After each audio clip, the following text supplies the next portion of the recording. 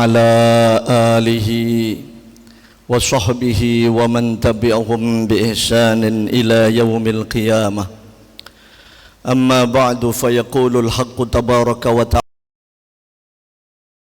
بالله من الشيطان الرجيم بسم الله الرحمن الرحيم يا أيها الذين آمنوا اتقوا الله ولتنظر نفس ما قدمت لغد واتقوا الله إن الله خبير بما تعملون صدق الله العظيم. اللهم صل وسلم وبارك على سيدنا محمد النور الذاتي والسر الساري في سائر الأسماء والصفات وعلى آله وصحبه وسلم. اللهم يا الله يا رحمن يا الله يا رحيم يا كريم يا رحيم يا حنان يا منان يا حي يا قيوم يا ذا الجلال والإكرام أمتنا على الإيمان والإسلام. Ma'asyiral hadirin wal hadirat, Bapak Ibu, saudara-saudara kaum muslimin muslimat rahimakumullah. Sesungguhnya tidak ada perkara yang paling penting dalam kehidupan umat manusia yang melebihi pentingnya perkara iman dan amal agama. Perkara itu kalau penting hadirin Bapak Ibu sekalian, maka harus dibicarakan lagi, dipikirkan lagi, diusahakan lagi dan lagi sampai tiada lagi. Sekarang manusia menganggap makanan itu penting. Maka semua orang berpikir, berusaha, berbicara tentang makanan. Sehingga didirikan rumah-rumah makan, kedai-kedai makan, restoran-restoran makan, bahkan sekolah-sekolah kuliner diadakan. Karena perkara makanan dianggap perkara penting. Demikian juga kesehatan. Kesehatan ini dianggap perkara yang sangat penting dalam kehidupan manusia, mulai dari orang kota, orang desa, rakyat, pejabat, atasan, bawahan, semuanya berpikir, berbicara, berusaha tentang kesehatan. Saking pentingnya ini kesehatan sehingga didirikan rumah-rumah sakit, klinik-klinik kesehatan, puskesmas, bahkan fakultas-fakultas kedokteran diadakan. Itu semua karena kesehatan dianggap perkara penting. Mulai dari sandang, pangan, papan, kendaraan, kesehatan, fasilitas kehidupan, semuanya memang penting saudara-saudara. Tetapi ketahuilah, ingatlah, semua itu ada batas akhirnya. Kapan batas akhirnya perkara-perkara tersebut dianggap penting? Ketika Allah mengutus malakul maut, malaikat Israel datang menjemput roh, nyawa, ajal kematian seseorang. Itulah batas akhir perkara-perkara tersebut dianggap penting, selesai. Bapak Ibu, makanan memang penting. Tapi kalau seseorang itu sudah dalam keadaan terbujur kaku tanpa nyawa, apakah kira-kira makanan masih penting Bapak Ibu? Apakah masih penting sate, gulai, kerengsengan? Sudah tidak penting lagi, karena sudah tidak bernyawa. Begitu juga kendaraan, rumah, tempat tinggal, macam-macam fasilitas kehidupan ini memang penting. Tapi kalau seseorang itu sudah terbujur kaku tanpa nyawa, maka sudah tidak penting lagi. Justru ketika seseorang itu dalam keadaan naza sakaratil maut, perkara yang maha penting adalah perkara iman dan amal agama. Wallahil azim, demi Allah, bila mana seseorang dalam keadaan naza sakaratil maut, sementara dirinya tidak ada persiapan iman, tidak ada persiapan amal agama, dia akan susah, gersah, gelisah, menderita celaka selama-lamanya. Keterangan ini boleh percaya, boleh tidak. Bagi yang tidak percaya silahkan buktikan, mati duluan. Nanti akan terbukti, Pak. Orang yang ketika masih hidup dia sholat istiqomah, beriman, bertakwa kepada Allah, dibandingkan orang yang masih hidup dia maksiat kepada Allah sampai mati. Tidak sama, saudara. Berbeda. Maka untuk itu Bapak Ibu, duduk kita dalam majelis pagi hari ini dalam rangka merenung, muhasabah, introspeksi diri kita masing-masing. Allah utus para nabi, para rasul, semuanya dalam visi misi yang sama. Bagaimana supaya umat manusia ini beriman kepada Allah, taat kepada Allah, menunaikan perintah Allah, menjauhi, meninggalkan larangan Allah. Bapak Ibu hadirin wal hadirat rahimani wa rahimakumullah. Memang manusia semuanya punya masalah. Ad-dunya darul imtihan. Sudah menjadi ketetapan Allah bahwa alam dunia ini sebagai tempat untuk ujian. Orang sakit punya ujian. Orang sehat juga sebenarnya dalam menghadapi ujian. Orang miskin dia sebenarnya dalam menjalani ujian. Orang kaya pun sebenarnya dalam menjalani ujian. Yang jadi rakyat menghadapi ujian, yang jadi pejabat juga ujian. Semua orang punya masalah. Orang sakit punya masalah, orang sehat punya masalah. Orang miskin punya masalah, orang kaya juga punya masalah. Kira-kira orang kaya punya masalah tidak, hadirin? Ini orang-orang kaya atau orang-orang miskin sampean ini? Hah? Kalau lihat model potongannya orang-orang kaya semua ini. Amin Allahumma. Kaya masalah. Orang miskin punya masalah, orang kaya punya masalah. Jadi rakyat punya masalah, jadi pejabat juga punya masalah. Coba ditanya para pejabat-pejabat, apakah mereka tidak punya masalah? Sudah berkali-kali. Sekarang sudah duduk Pak, dilantik sudah. Tanya itu beliau itu, apakah kira-kira tidak punya masalah? Sekarang sudah jadi pejabat tinggi. Punya masalah semua orang. Hadirin wal hadirat rahimakumullah. Sebesar-besarnya masalah di dunia ini, ulama katakan adalah masalah kecil. Kenapa? Karena satu saat pasti akan selesai dengan sendirinya. Orang tidak bisa makan, masalah. Tidak punya uang, masalah. Tidak punya kendaraan, masalah. Tidak punya rumah, tempat tinggal, masalah. Semuanya masalah. Tapi begitu dia mati, Bapak Ibu, masalah demi masalah dunia itu selesai. Justru sebenar-benarnya masalah adalah masalah kubur, hadirin.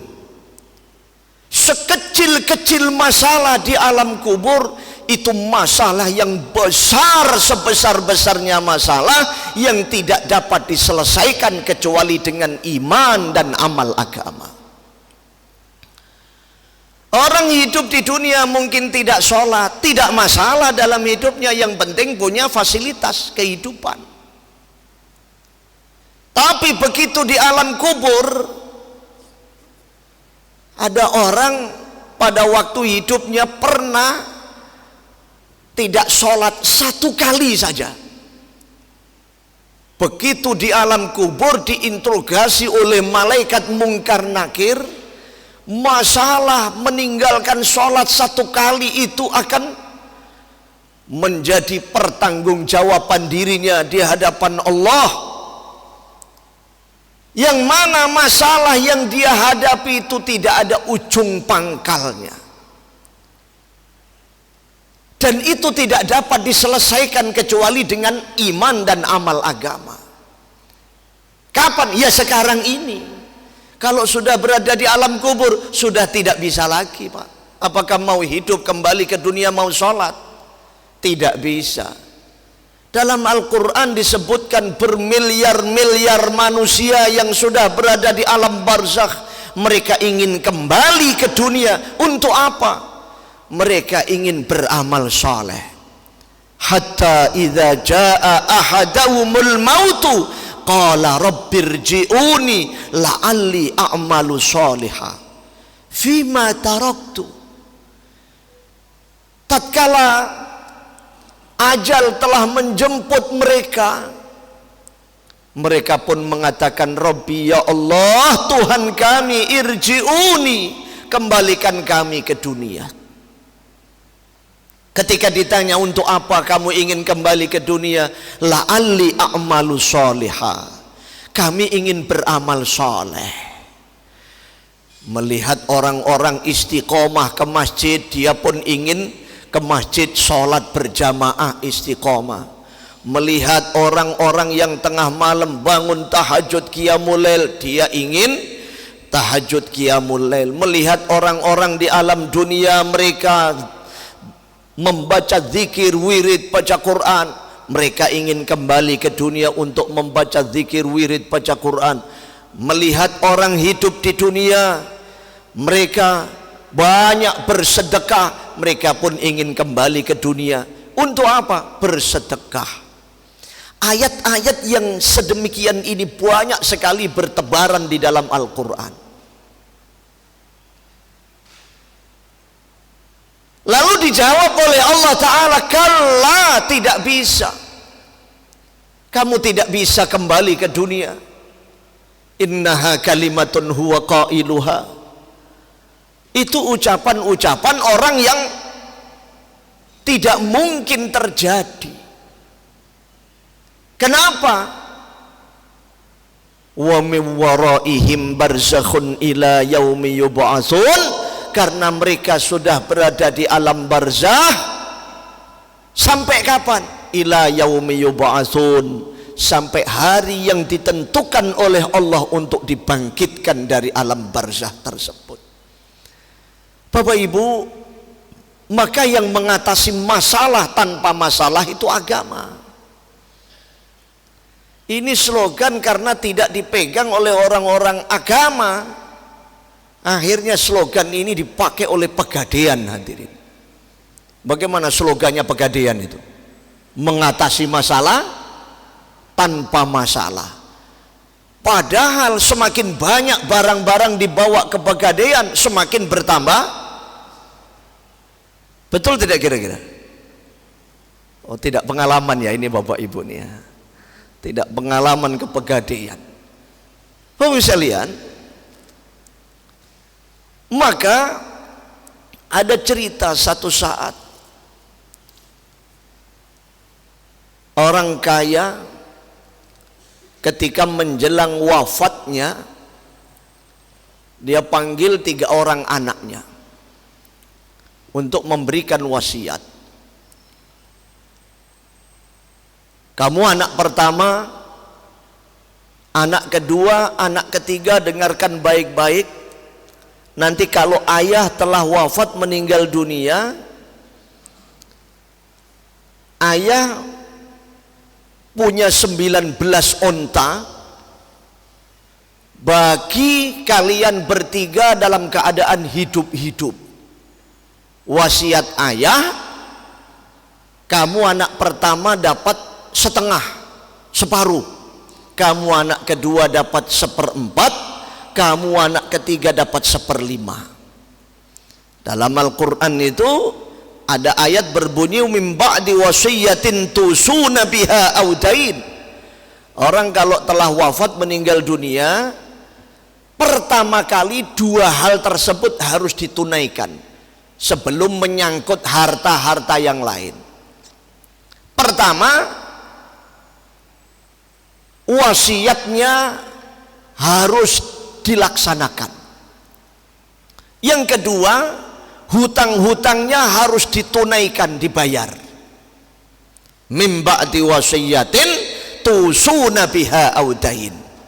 Barulah nanti Setelah itu istrinya, anaknya, kalau istrinya meninggal suaminya, anaknya, ke atas bapak emaknya. Kalau tidak ada bapak emaknya, anaknya tidak ada, saudara-saudaranya, semua dapat warisan, bagian dari harta peninggalan mayit tersebut. Lah ini mayit punya wasiat, punya peninggalan 19 onta untuk 3 orang anak-anaknya. Anak pertama dapat setengah, anak kedua 1/4, anak ketiga 1/5. Wasiatnya harus ditunaikan, dibagi dalam keadaan hidup onta 19 itu. Akhirnya singkat cerita bapaknya meninggal dunia. Inna lillahi wa inna ilaihi raji'un. Setelah bapaknya meninggal, 3 orang anak-anak muda ini kebingungan. Kenapa? Karena wasiat ayahnya itu tidak bisa dibagi. Bagaimana bisa dibagi? Anak pertama dapat setengah, setengah dari 19. Berapa Pak? Setengah dari 19 itu berapa? 9,5. Padahal ayahnya ini berwasiat onta 19 ini harus dibagi dalam keadaan hidup-hidup. Jadi 9 onta diambil terus ditambah setengah, dipotong gitu. Tidak bisa Pak, mati dipotong. Anak kedua begitu juga dapat 1/4 wasiat ayahnya. 1/4 dari 19 berapa? 4,75. Mari kita hitung itu mau Pak. 4,75. Tidak bisa. Anak ketiga dapat 1/5 wasiat sang ayah. 1/5 dari 19 berapa? 3, sekian. Sampai hitung dewe lah. Akhirnya 3 orang anak-anak muda itu sowan kepada ulama, kepada kiai. Yang mana ulama kiai ini sahabat teman karibnya ayahnya itu.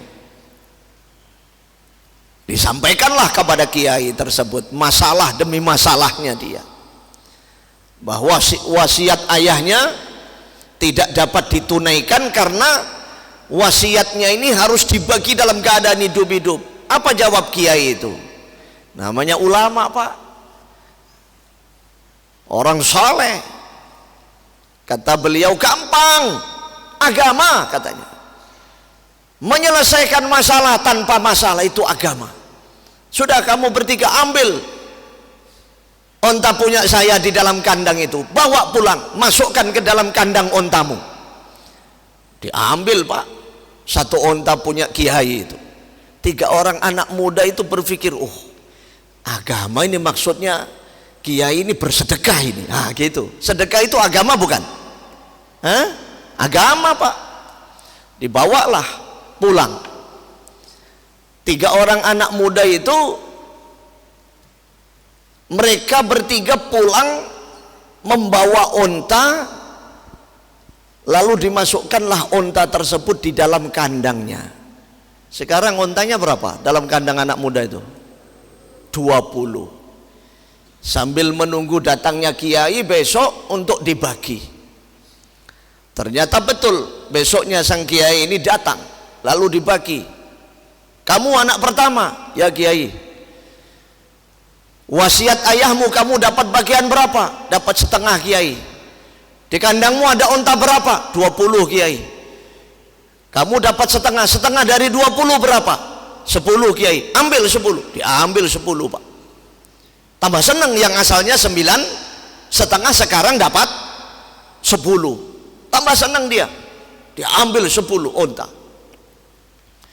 Lalu kamu anak yang kedua, wasiat ayahmu kamu dapat berapa? Dapat 1/4 kiai katanya. 1/4 dari 20 berapa? 5. Tambah seneng Pak, yang asalnya dia dapat 4 sekian, sekarang dia dapat 5. Dia ambil 5 onta. Lalu kiai mengatakan, kamu anak ketiga dapat berapa wasiat ayahmu? Bagianmu berapa? 1/5 kiai.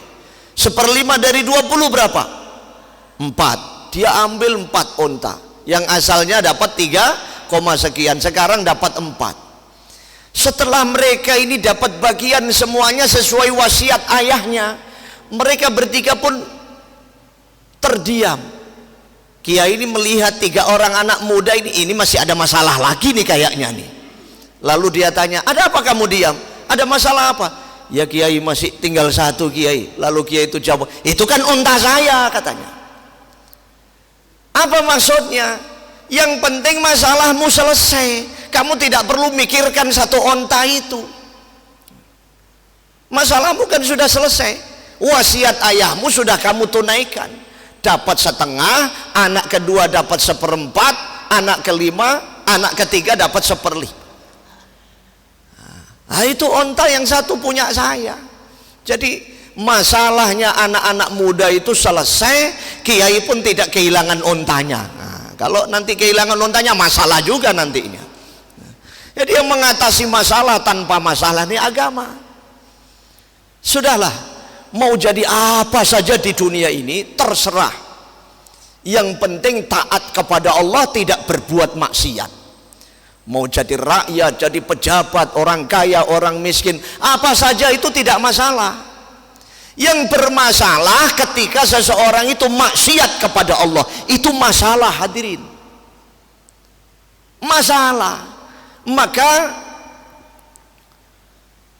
orang hidup di dunia ini dalam menjalani ujian.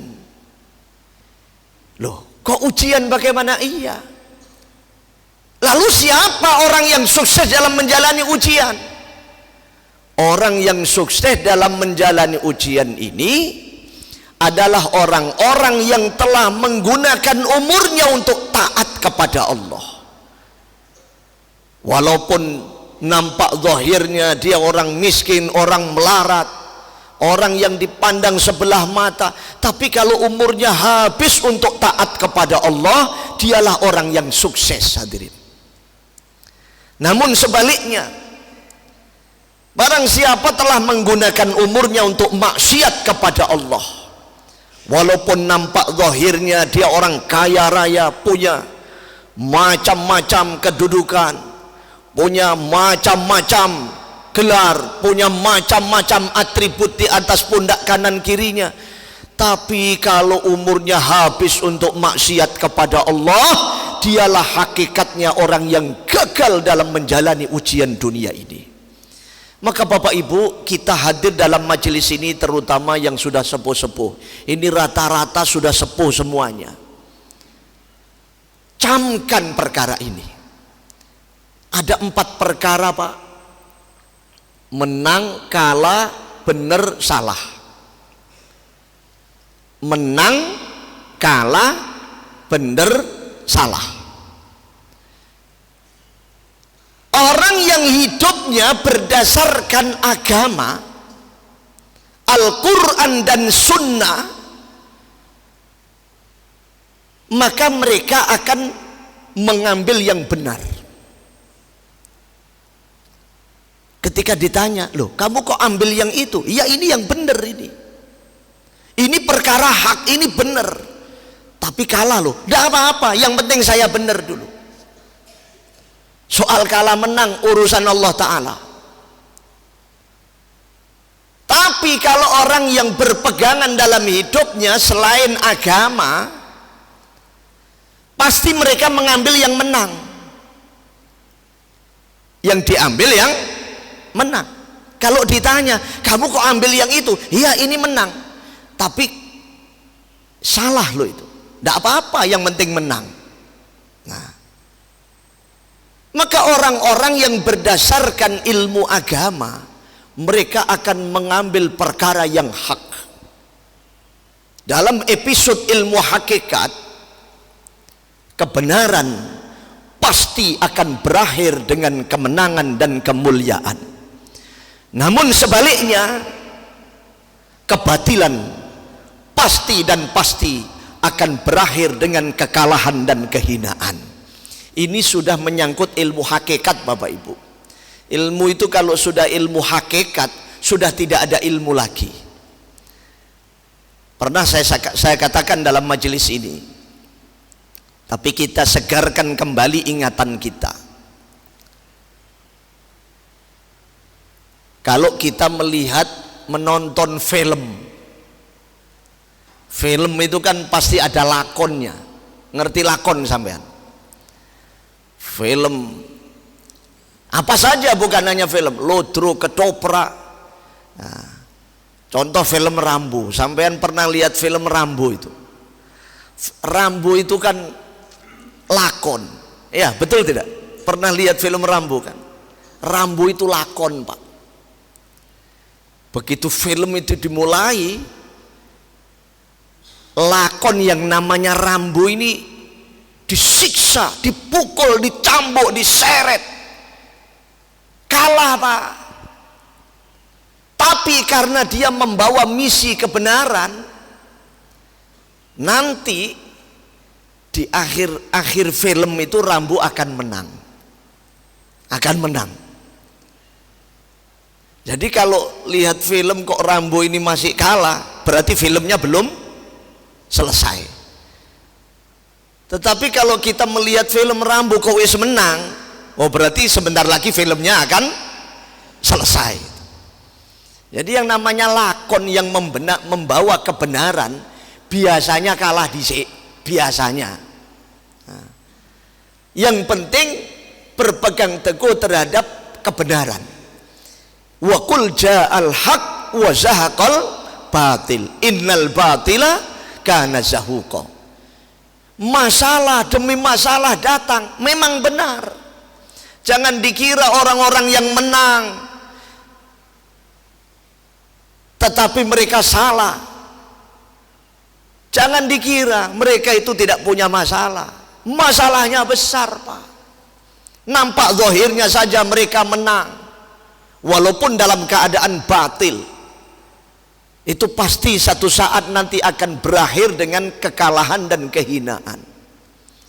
Tapi sebaliknya, orang yang berpegang teguh terhadap kebenaran, memang masalah datang, Pak.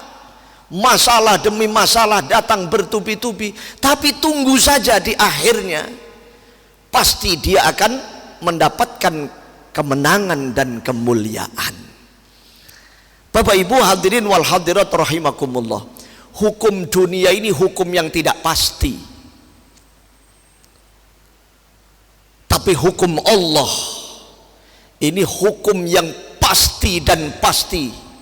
Dan itu akan ditegakkan oleh Allah, akan ditunaikan oleh Allah.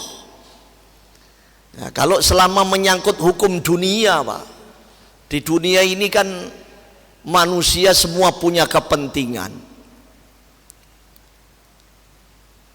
Diadili dengan panduan hukumnya buku KUHP bikinan manusia. Yang mengadili seorang hakim berupa manusia. Yang diadili manusia, didatangkan para saksi-saksi, saksi-saksinya pun berupa manusia. Semuanya manusia punya kepentingan. Maka selama manusia punya kepentingan nafsunya, hukum tidak akan dapat ditegakkan dengan seadil-adilnya. Tetapi kalau hukum Allah sungguh pasti satu saat akan ditegakkan, akan ditunaikan. Mohon maaf ini, kita muhasabah, introspeksi diri kita masing-masing. Yang bicara ini belajar, yang mendengar pun juga belajar. Ada satu orang yang mencuri, mengambil hak orang lain tanpa izin. Apa bahasanya sekarang nih? Hah? Mengambil milik orang lain tanpa izin. Apa namanya itu? Merampok, mencuri, terus menyolong. Nah, menyolong ya.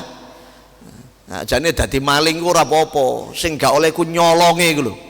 Nah, dadi maling ora apa-apa, Pak, sing gak oleh nyolonge iku. Ya mosok ana maling gak nyolong, diarani maling mergo nyolong. Nah, mungkin di dunia bisa bebas, Ada orang korupsi, dijerat pasal ini, meleset pasal itu, meleset ayat ini, ayat itu, KUHP meleset semua. Karena dia punya power, punya kekuasaan, instrumen hukum dapat diatur sedemikian rupa sehingga tidak dapat disentuh oleh hukum. Memang boleh, silakan sampaikan kepada mereka. Satu saat nanti ketika malakul maut telah datang, dia tidak akan meleset lagi atas jeratan hukum di depan pengadilan Allah Ahkamul Hakimin. Kalau sudah diinterogasi malaikat mungkar nakir, Pak, apakah masih meleset lagi kira-kira? Saya pengen tahu orangnya. Tidak mungkin, saudara. Alaihissallahu bi ahkamil hakimin. Bukankah Allah ini hakim segala hakim? Tentu. Maka ittaqullah, takutlah kamu kepada Allah. Ini Al-Quran yang bicara. Ittaqullah, takutlah kamu kepada Allah. Seperti ada kisah cerita. Memang hukum dunia beginilah. Beruntung orang yang berpegang teguh terhadap kebenaran. Menyesal dan merugilah orang yang berpegang teguh terhadap kemenangan tetapi salah. Walaupun dalam keadaan kalah, yang penting pegang kebenaran. Satu saat Allah Ta'ala akan berikan kemenangan itu.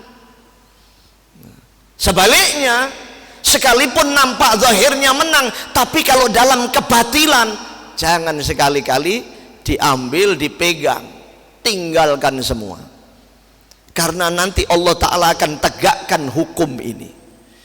Ada seorang wanita pelacur membawa 10 orang laki-laki ke pengadilan, minta keputusan kepada Pak Hakim untuk bertanggung jawab sebagai ayah dari anaknya wanita itu. Begitu di persidangan sudah siap semuanya, hakim duduk di depan, 10 orang laki-laki tersebut sudah siap duduk berjajar. Wanita tersebut ada di situ. Lalu Pak Hakim mengatakan, terdakwa 1, silakan angkat bicara. Maka orang laki-laki yang pertama itu mengatakan, Pak Hakim, wong saya cuma ndulit saja, masa saya harus bertanggung jawab sebagai ayah dari anak wanita itu? Terdakwa kedua, silakan angkat bicara. Pak Hakim, wong saya cuma nyenggol saja, masa saya harus bertanggung jawab sebagai ayah dari anak wanita ini? Terdakwa ketiga, silakan angkat bicara. Terdakwa keempat, 5, 6 dan seterusnya. Sama, Pak, jawabannya ada yang dulit, ada yang nyenggol, ada yang nyikut. Satu pun tidak ada yang bisa diputuskan, yang harus bertanggung jawab. Maka satu orang di antara mereka angkat bicara. Pak Hakim, kalau begini caranya ini repot ini. Sudah, sidang tutup saja. Sidangnya deadlock, Pak. Besok dilanjutkan, kata orang tersebut. Pak Hakim, kita saksikan sama-sama. Wanita ini besok harus bawa anaknya. Kita sepakati bersama.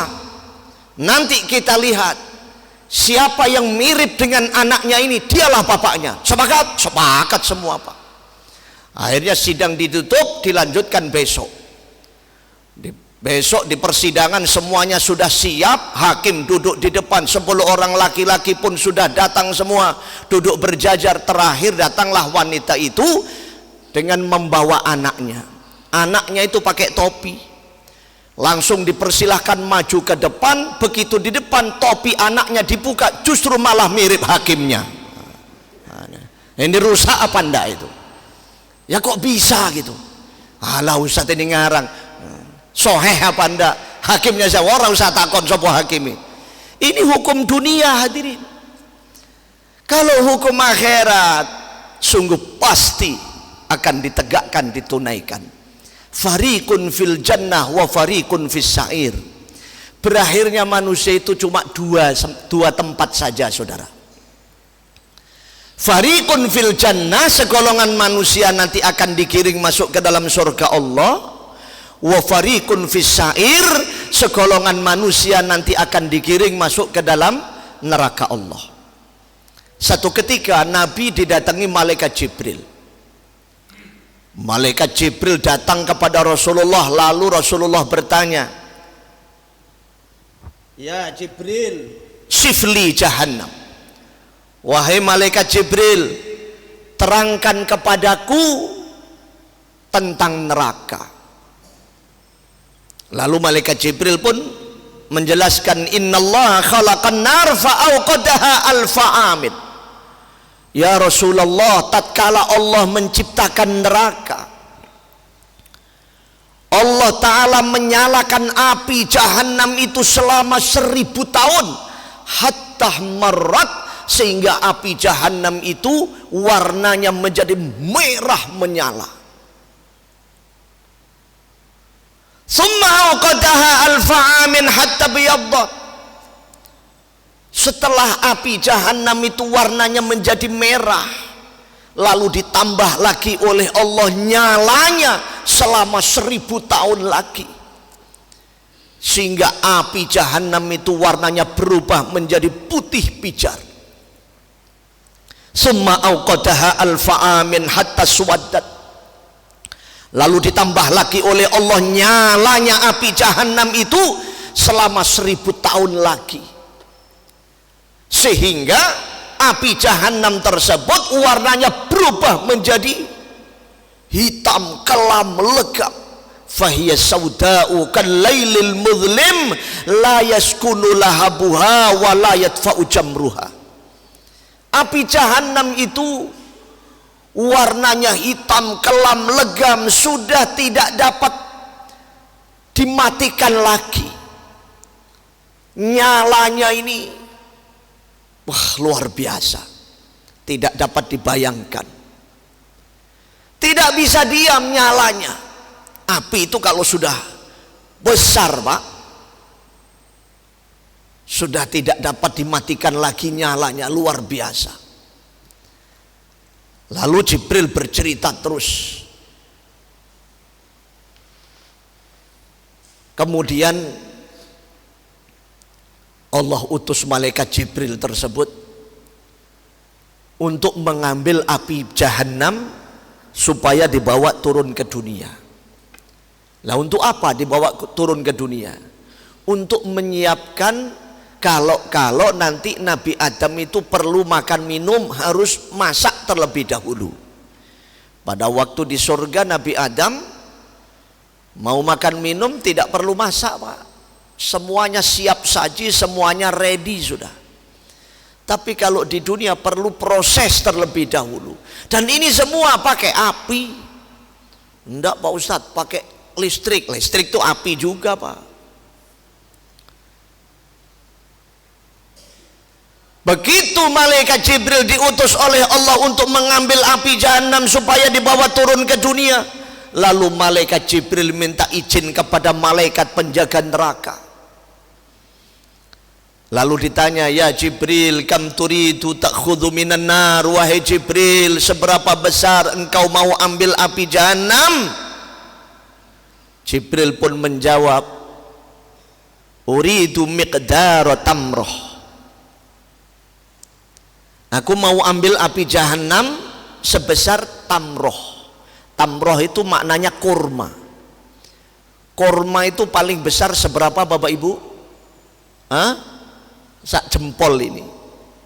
Nah, ada juga yang sebesar jempol kaki, itu sudah paling besar itu. Tapi pada umumnya barang sejempol tangan, sejempol kaki ini barang yang kecil. Lalu oleh malaikat penjaga neraka dinasihati, ya Jibril, lau a'taituka miqdara tamra ladzabatis samawati sab'u wal ardun min harriha. Wahai Jibril, kalaulah engkau mengambil api jahanam sebesar tamroh kurma, lalu engkau bawa turun ke dunia, ketahuilah 7 lapis langit, 7 lapis bumi beserta isinya akan luluh lantak, hancur lebur semuanya. Min harriha, saking panasnya api jahanam itu. Lalu Jibril pun mengatakan, uridu minha nisfaha.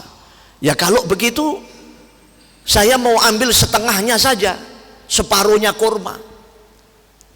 Kata malaikat penjaga neraka, ya Jibril, lau a'taituka nisfa tamroh, kalaulah engkau mengambil api jahanam sebesar separuhnya kurma, lalu kamu bawa turun ke dunia, wahai Jibril, demi Allah, sepanjang zaman 7 lapis langit tidak akan pernah menurunkan hujan. Min harriha, saking panasnya api jahanam itu. Wahai Jibril, lau a'taituka nisfa tamrah, kalaulah engkau mau mengambil api jahanam sebesar separuhnya kurma, lalu kau bawa turun ke dunia, demi Allah, sepanjang zaman 7 lapis bumi tidak akan pernah menumbuhkan tumbuh-tumbuhan. Min harriha, saking panasnya api tersebut. Lalu malaikat Jibril munajat kepada Allah, ilahi kam akhudhu minan nar, ya Allah, seberapa besar engkau perintahkan kami untuk mengambil api jahanam. Lalu dijawab oleh Allah, qala Allah ta'ala miqdara dzarrah, wahai Jibril, ambillah api jahanam sebesar dzarrah. Waktu saya masih di pesantren dahulu, Kiai Sepuh mengartikan dzarrah itu katanya biji sawi katanya. Betul apa ini? Isyrok. Nah ya, diselesaikan dulu ya.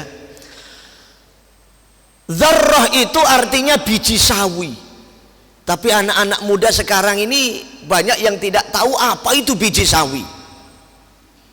Lalu Kiai itu menjelaskan, dzarrah itu kalau di pagi hari kamu melihat ada sorot sinar matahari menyembul melalui celah-celah pintu, celah-celah jendela rumah kalian, lalu kamu lihat sorot sinar matahari di situ, ada debu-debu yang berterbangan, itulah namanya dzarrah.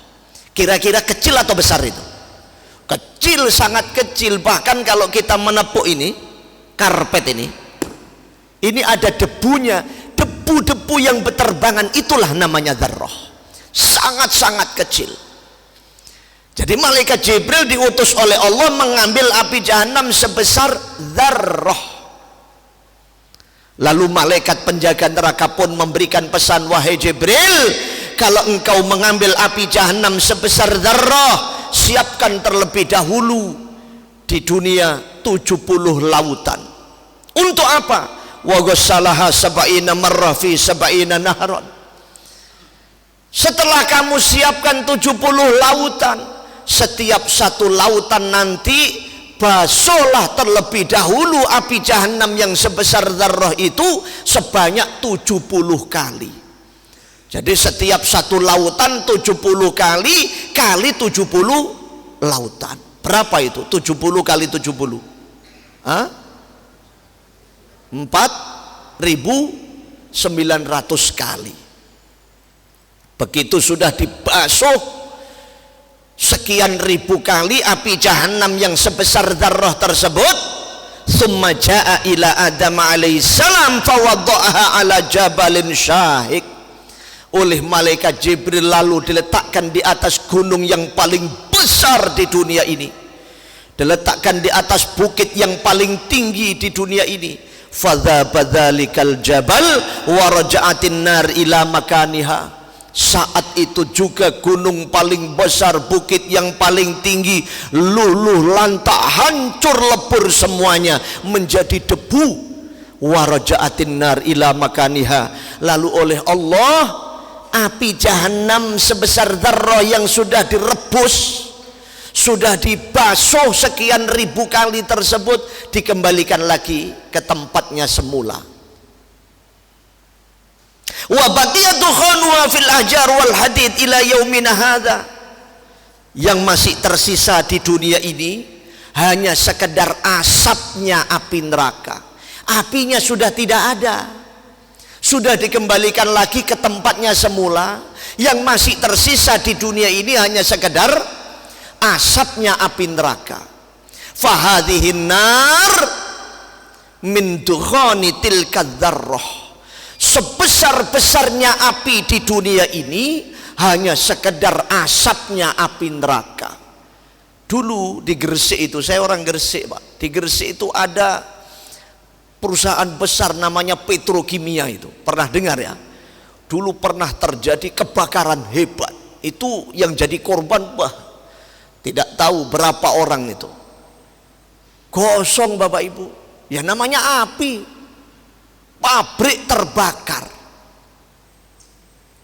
Itu api dunia. Saya membaca kitab tarikh itu, api yang paling besar di sepanjang sejarah, yaitu api yang dinyalakan oleh Raja Namrud untuk membakar Nabi siapa?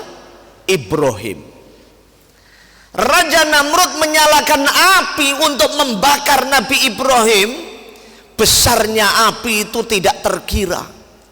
Saking besarnya api, rasa panasnya itu kurang lebih jarak tempuh 10 kilo sudah terasa panas.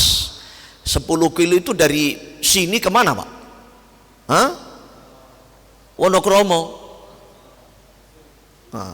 Sampai Mbungurase sana 10 kilo. Jadi apinya di sini, Mbungurase sudah panas itu 10 kilo. Lalu bagaimana caranya Nabi Ibrahim dimasukkan ke dalam api? Itulah Raja Namrud kehabisan akal. Dalam kitab tersebut dijelaskan, datanglah satu orang yang tua renta pakai tongkat. Ini sebenarnya bukan manusia Pak, itu iblis yang menyaru sebagai manusia, punya usul, punya ide, punya gagasan, disampaikan kepada Raja Namrud. Apa usulnya? Ya Nabi Ibrahim ini kan tidak akan mau. Ibrahim, masuk kamu ke dalam api. Ya tidak mau Pak. Orang mau melemparkan Nabi Ibrahim, bagaimana caranya? Tidak bisa. Lalu iblis yang menyaru sebagai manusia itu mempunyai usul, disampaikan kepada Raja Namrud. Wahai Raja Namrud, buatlah segot. Bapak Ibu yang tua-tua ini insya Allah masih menangi sumur segot itu. Pernah lihat sumur segot? Oh, tidak pernah lihat. Sumur segot itu ada kayu panjang, umumnya di desa-desa itu pring. Kalau begini itu kerean itu Pak. Itu bukan itu. Segot itu kayu panjang pring itu, ujungnya dikasih bot-botan, watu, opo. Lah ujungnya dikasih timbo, lah itu. Itu namanya sumur segot. Lah Nabi Ibrahim itu disuruh naik di atas timbanya itu, senggotnya di situ, lalu dibandil dari sini, dilemparkan dengan melalui senggot itu. Ya dilemparkan, terlempar Nabi Ibrahim, masuklah ke dalam api itu. Nah itu usulnya iblis, ternyata betul. Tapi karena seorang kekasih Allah, Khalilur Rahman, Khalilullah Nabi Ibrahim diselamatkan oleh Allah. Qulna ya narukuni bardan wa salaman ala Ibrahim. Api yang paling besar sepanjang sejarah di dunia ini adalah api yang dinyalakan Raja Namrud. Sebesar-besarnya api tersebut hanya sekedar asapnya api neraka. Lalu Nabi mengatakan, fa'tabiru ya ulil albab fahadhihin nar min dukhani tilka dzarrah. Wahai orang-orang yang punya akal, merenunglah kamu, merenunglah kamu. Sebesar-besarnya api di dunia ini hanya sekedar asapnya api neraka. Lalu bagaimana api neraka itu sendiri? Wallahu a'lam. Sampai di sini semoga Allah senantiasa ampunkan semua dosa-dosa kita. Semoga Allah Ta'ala terima semua amal ibadah kita.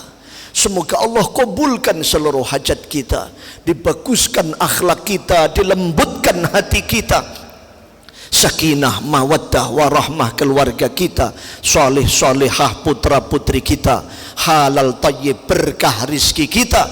Semoga Allah wafatkan kita dalam keadaan husnul khatimah. Amin Allahumma amin ya rabbal alamin. Subhanallah wa bihamdih, subhanallahil azim, subhanakallahumma wa bihamdika, nashhadu an la ilaha illa anta, nastaghfiruka wa natubu ilaik. Hadanallah wa iyyakum majma'in, waffaqanallah lima yuhibbu wa yarda. Wassalamu alaikum warahmatullahi wabarakatuh.